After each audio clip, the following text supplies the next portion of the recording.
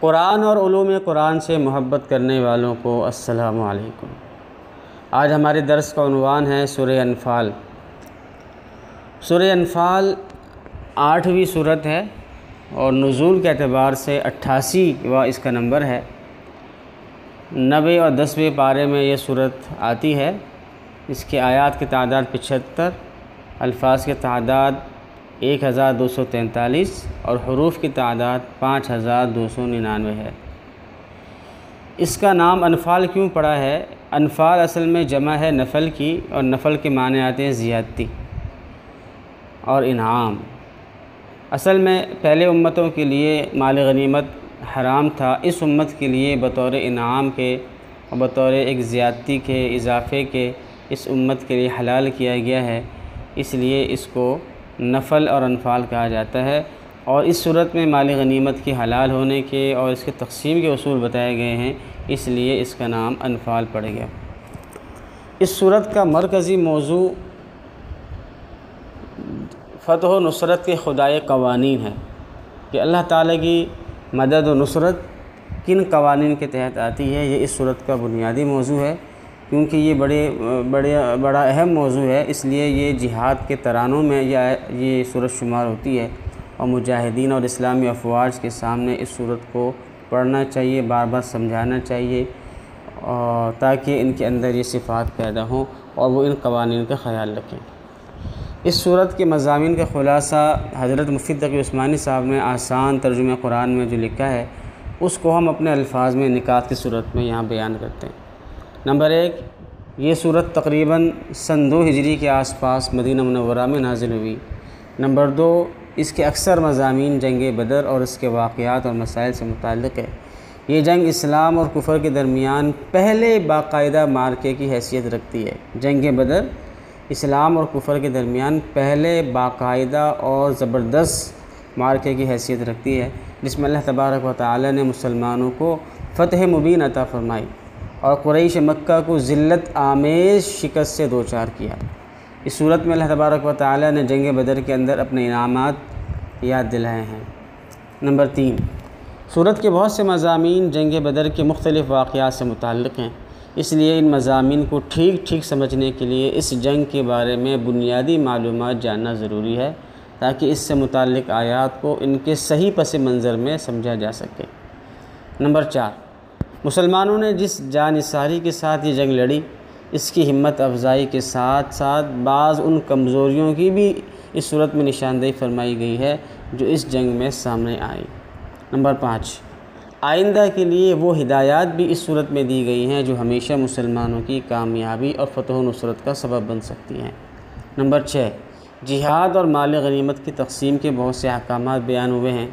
Number 7, चूँकि जंग बदर असल में कुफ़ार मक्का के जुल्म व सितम के पस मंज़र में पेश आई थी, इसलिए उन हालात का भी ज़िक्र किया गया है जिनमें हज़रत सल्लल्लाहु अलैहि वसल्लम को मक्का मुकर्रमा से हिजरत का हुक्म हुआ। नंबर 8, जो मुसलमान मक्का मुकर्रमा में रह गए थे, उनके लिए ज़रूरी करार दिया गया है कि वो हिजरत करके मदीना मुनव्वरा आ जाएं। ये इस सूरत में कहा गया है। नंबर 9, हिजरत की वजह से मीरास की तक़सीम से मुताल्लिक़ कुछ अहकाम आर्ज़ी तौर पर नाफिज़ किए गए थे, गो के ये अहकाम बाद में कल अदम करार दे दिए गए। नंबर 10, सूरत के आखिर में मीरास से कुछ मुस्तकिल अहकाम दिए गए हैं। ये थे कुछ निकात जो हज़रत मुफ्ती तक़ी उस्मानी साहब की का तर्जुमा कुरान, आसान तर्जुमा कुरान से हमने अपने अल्फाज में निकात की सूरत में पेश किए। अक्सर अल्फाज तो मुफ्ती तक़ी उस्मानी साहब के हैं, शेखुल इस्लाम साहब के हैं। हमने इसको निकात की सूरत में मुरत्तब अंदाज में ज़िक्र कर दिया है। जैसे कि हमने अर्ज़ किया कि इस सूरत का बुनियादी और मरकज़ी हदफ़ फ़तह व नुसरत के खुदाए क़वानीन बयान करना है। ये क़वानीन जो हमें समझ में आए वो हम आपके सामने पेश करते हैं। नंबर 1, मुजाहिदीन और इस्लामी अफवाज को चाहिए कि अपने अंदर तक़वा यानी खुदा खौफ़ी पैदा कर लें। तक़वे का मतलब ये होता है कि जैसे ही गुनाह की तरफ बढ़ें तो उस वक़्त अल्लाह ताला का खौफ पैदा हो जाए। तक़वे का मतलब ये नहीं होता कि इंसान हर वक़्त कांपता रहे, लरसता रहे, डरता रहे, बल्कि मतलब ये होता है कि गुनाह की तरफ कदम बढ़ते बढ़ते रुक जाएं, अल्लाह ताला का खौफ आड़े आ जाए। तक़वे की बरकत ये होती है कि अल्लाह ताला इंसान के अंदर फ़ुरक़ान की सिफ़त पैदा फरमा देते हैं। और गुनाह माफ़ फरमाते हैं। फ़ुरक़ान क्या है? फ़ुरक़ान एक वसी मफ़हूम का हामिल लफ्ज़ है। हक़ व बातिल में फ़र्क करने की सलाहियत, शरह सदर, नूर फ़िरासत, दिल का सुकून, इस्तिक़ामत, अल्लाह की मदद व नुसरत, बातिल पर दुनियावी ग़लबा, आखिरत की कामयाबी, ये सारी की सारी बातें फ़ुरक़ान के मफ़हूम में दाखिल है। इंसान जब गुनाहों से बचता है और अमाल की पाबंदी करता है और तक़वा उसके अंदर पैदा होता है तो अल्लाह ताला ये सारे इनामात उससे अता फ़रमाते हैं। आयत नंबर 29 में ये फ़रमाया गया है कि तक़वा तुम पैदा करोगे अपने अंदर तो अल्लाह ताला तुम्हें इसकी बरकत से तुम्हें फ़ुरक़ान अता फ़रमाएगा। अलबत्ता ये बात याद रखनी चाहिए कि तक़वे के जो मुखालिफ़ चीज़ें हैं वो है माल, असबाब, दौलत, औलाद और बीवियों की मोहब्बत। ये चीज़ें ऐसी हैं कि बाद औक़ात इंसान को पटरी से उतार सकती हैं। तो अल्लाह ताला फरमाते हैं कि नमा अम्वालुकुम व औलादुकुम फ़ितना, ये तुम्हारे अम्वाल व औलाद एक फ़ितना हैं। लिहाजा जब ये तुम्हारे इस तक़वे से टकराएं तो तुम्हारा आज़माइश और इम्तिहान का मौका वो होगा। ऐसे मौके पर तुम्हें हमेशा तक़वे वाली जो सिफ़त है उसी पे अमल करना होगा। और अगरचे औलाद से मोहब्बत होनी चाहिए और माल से फ़ितरी मोहब्बत हर इंसान की तबीयत में दाखिल है, लेकिन टकराव के मौके पर हमेशा अल्लाह ताला के हुक्मों को सामने रखना होगा।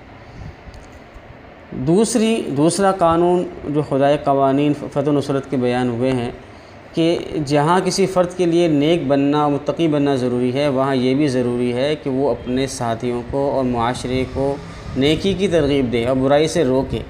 एक शख्स ख़ुद तो नेक है लेकिन दूसरों के दीन और ईमान की कोई फ़िक्र नहीं है। आयत नंबर 25 में फ़रमाया गया है कि ये बहुत बड़ा जुर्म है और इसकी वजह से अज़ाब आ सकता है। तीसरी सिफ़त ये बयान की गई है कि खैर ख़्वाही का जज्बा होना चाहिए हर फ़ौजी के अंदर, हर मुसलमान के अंदर। जो कुछ अपने लिए चाहते हैं वो अपने मुसलमान भाई के लिए भी चाहें, जो अपने लिए नापसंद है वो अपने मुसलमान भाई के लिए भी इसको नापसंद करें। आयत नंबर 1 में फ़रमाया गया है कि वह अस्लिह ज़ात बैनिहिम व अस्लिहू ज़ात बैनिकुम। चौथी सिफ़त जो बयान फरमाई गई है कि अपने अंदर इताअत अमीर और इताअत हाकिम, अपने कमांडर की इताअत की सिफ़त पैदा करें। अमीर की इताअत से निकलना संगीन गुनाह है। इससे बड़े बड़े मफासिद जन्म लेते हैं, बगावत और तरह तरह की बातें इससे जन्म लेती हैं। गुनाह में और शरीयत के ख़िलाफ़ कामों में अमीर की इताअत जायज़ नहीं है। अमीर की इताअत जायज़ बातों में जायज़ है, अलबत्ता जहाँ अमीर गलत काम कर रहा हो, नाजायज़ काम कर रहा हो, बिल्कुल खुल्लम खुल्ला जो वाज़ेह तौर पर नाजायज़ काम है, ऐसा कोई काम कर रहा हो तो इस्लाह की नीयत से, अच्छी नीयत से, अच्छे तरीके से हाकिम को समझाना चाहिए। आयत नंबर 1, आयत नंबर 20, 24 और 45 में ये मफ़हूम निकलता है। पाँचवा वसफ़ ये है कि इस्लाम दुश्मन अनासिर से जिहाद करते रहना चाहिए। कुफ़र मग़लूब रहेगा तो इस्लाम भी गालिब रहेगा। आयत नंबर 39 में ये मफ़हूम बयान हुआ है। आयत नंबर 60 में फ़रमाया गया है कि जिहाद की तैयारियों से कभी भी गफलत नहीं बरतनी चाहिए। मुसलमानों को चाहिए, इस्लामी हुकूमतों को चाहिए कि हर किस्म के हरबी आलात, जंगी आलात और जंगी महारतें अपने अंदर पैदा करें, जितना मुमकिन हो पैदा करें। व अइद्दू लहुम मस्ततअतुम मिन क़ुव्वा। सातवां उसूल ये है कि हुकूमत को चाहिए कि वो इस्लामी अफवाज के अंदर जज्बे जिहाद बेदार करें। इस्लाम की सरबुलंदी के लिए बहादुरी और अपनी जान लुटा देने और जज्बे जानिसारी की सिफ़ात उनके अंदर पैदा करने की कोशिश करें। या अय्युहन नबी युहर्रिज़ुल मुमिनीना अलल क़िताल। आठवां उसूल ये बयान किया गया है कि मैदान जिहाद में दुश्मन का मुकाबला सब्र और इस्तिक़ामत के साथ और डट कर करना चाहिए। मैदान जिहाद से भागना कबीरा गुनाहों में से, अलबत्ता जंगी चाल के तौर पर भागा जाए या दुश्मन की तादाद दुगनी से भी ज़्यादा हो तो उस सूरत में आर्जी पसपाई, यानी इस नीयत से पसपाई कि हम अभी जा रहे हैं अपने लश्कर में और मरकज़ में, मास्कर में जा रहे हैं, अपनी छावनी में जा रहे हैं और पलट के फिर दोबारा हमला करेंगे। आर्जी पसपाई के तौर पर अगर इस तरह भाग रहे हैं तो वो जायज़ है। आयत नंबर 15, 16, 45, 66 में ये मज़मून मौजूद है। नंबर 9 उसूल ये है कि मैदान जिहाद में ज़िक्रुल्लाह से गफलत नहीं बरतनी चाहिए। अल्लाह ताला को याद करते रहना चाहिए, उससे मदद नाजिल होती है। 10वां उसूल ये कि मैदान जिहाद में अपने साथियों से लड़ना झगड़ना बिल्कुल भी नहीं होना चाहिए। और वैसे भी इस्लामी सियासत में और इस्लामी मुल्कों में ये जंग व जदल और तनाज़ात नहीं होने चाहिए, वरना इसके भयानक नुकसानात नमूदार हो सकते हैं और दुश्मन हमारी इन मुखालफतों से और हमारी इस फ़िरक़ाबंदियों से वो बड़ा फ़ायदा उठा सकता है। आयत नंबर 46 में ये मज़मून मौजूद है। 11वीं सिफ़त ये है कि मैदान कारज़ार में भरोसा अल्लाह ही पर करना चाहिए। मुसलमान के पास भले जितने असबाब हों, जितने वसाइल, टैंक, तोप, जहाज़, एटम बम हो, लेकिन कभी भी उसे अपने वसाइल पर घुमंड नहीं होना चाहिए, बल्कि हमेशा अल्लाह ताला पर तवक्कुल करना चाहिए, अल्लाह ताला की ताकत पर भरोसा होना चाहिए। आयत नंबर 47 में ये मज़मून मौजूद है। आयत नंबर 27 में फ़रमाया गया है कि अमानत की सिफ़त अपने अंदर पैदा करो, ला तख़ूनुल्लाह व रसूला, कि माल गनीमत में और किसी भी तरह की अमानत में ख़यानत नहीं होनी चाहिए। एक मुसलमान को, मुसलमान फ़ौजी को, मुसलमान उम्मत को हमेशा अमानतदार होना चाहिए। 13वीं सिफ़त बयान की गई है कि माल गनीमत मुसलमानों के लिए हलाल है, अलबत्ता इसकी तक़सीम शरई तरीके से करनी चाहिए, जिसका तरीका ये है कि माल गनीमत में से पहले 20% अलग कर दिया जाए जो अल्लाह, रसूल और मोहताजों का हक़ है, और इनामात की अदायगी भी इसी से की जाएगी। उसके बाद बकिया 80% जो माल है वो फ़ौजी जवानों में बराबर तक़सीम कर दिया जाए, और तक़सीम का तरीका ये होगा कि पैदल को एक हिस्सा और सवार को 2 हिस्से दिए जाएँ। आयत नंबर 41 और 69 में ये मज़मून मौजूद है। 14वां उसूल ये है कि अगर दुश्मन सुलह की पेशकश करे और सुलह में फ़ायदा नज़र आ रहा हो तो सुलह कबूल कर लेनी चाहिए, अलबत्ता जहाँ वाज़ेह तौर पर सुलह करने से नुकसान सामने आ रहा हो वहाँ सुलह नहीं करनी चाहिए। व इन जनहू लिस्सल्मी फ़जनह लहा व तवक्कल अला अल्लाह। 15वां उसूल ये कि जंगी कैदियों के साथ क्या मामला बरता जाए, क्या इन्हें ग़ुलाम बना लिया जाए, क़ैद में रखा जाए, फ़िदिया लेकर आज़ाद कर दिया जाए, बग़ैर मुआवज़े के आज़ाद कर दिया जाए, या काफिर कैदियों को मुसलमान कैदियों के तबादले में छुड़ा लिया जाए। ये इनमें से जो भी ऑप्शन इख्तियार करना चाहें, ये सब हालात और मसाले पर मौक़ूफ़ है। जैसे हालात और जैसे मसलहत मुतकाज़ी हो, इसके मुताबिक आप अमल कर सकते हैं। आयत नंबर 67, आयत नंबर 70 और सूरह मोहम्मद की जो आयात हैं ये उसका ये ख़ुलासा और इससे यह अख़ज़ किया गया है। 16वां उसूल ये है कि दुनिया के अंदर अस्करी गलबा हासिल करने की असास और बुनियाद आला सिफ़ात और बुलंद अखलाक है। ये सिफ़ात व अखलाक जिस कौम के अंदर होंगे वो गालिब होगी, और जो कौम इन सिफ़ात से दूर होगी, आरी होगी, वो मग़लूब व मजबूर होगी। ये सिफ़ात जो आला सिफ़ात है, सच्चाई, अदालत, दियानतदारी, इंसाफ पसंदी, ये सिफ़ात जब दूसरी कौमों ने इख्तियार कर ली तो वही दुनिया के हुक्मरान बन गई।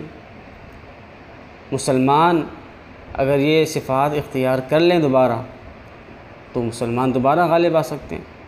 मुसलमान न बदलते तो अल्लाह का फ़ैसला भी न बदलता। मुसलमान बदल गए इसलिए अल्लाह का फ़ैसला भी बदल गया। काश मुसलमान फिर से ख़ुद को बदलने की कोशिश करें तो ये दुनिया ये हमारे इख्तियार में आ जाएगी। सूरह अनफ़ाल आयत नंबर 53 में ये उसूल बताया गया है। ये 16 उसूल हैं जो अख़ज़ किए गए हैं सूरह अनफ़ाल से।